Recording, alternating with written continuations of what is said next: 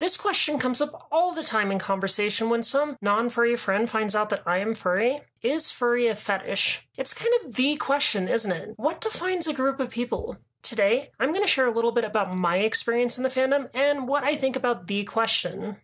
First, a little history. The furry fandom started in the 80s as a panel in a science fiction convention that was focused on anthropomorphic characters. Then, in the 90s, we saw a boom in furry culture. With wider access to the internet, the subculture began to grow into what it is today.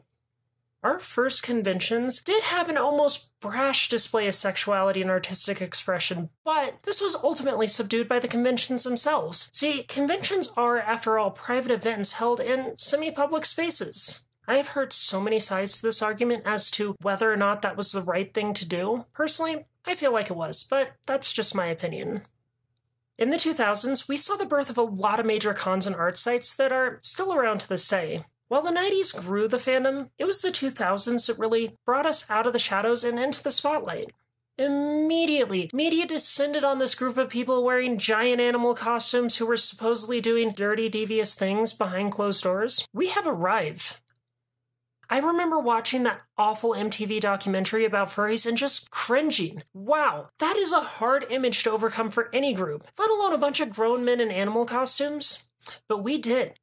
Going back to the question, furry is a deeply personal experience, and just like in real life, sexual expression is an element of the community, but only a very small portion. And on top of that, it's a very private portion. Now, I know what you're thinking. You just said furry has a sexual element to it, so that makes it a fetish, right?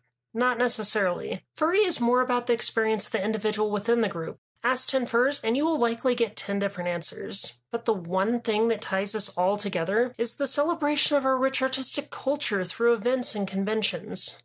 Furry is different than virtually every other fandom on the planet. It's a fandom that celebrates the people within itself. We're a bunch of sometimes scruffy, always silly party animals that just love life. So perhaps furry is a fetish for loving life. I hope you enjoyed this video, and as always, if you like what you see and want to see more, please click subscribe.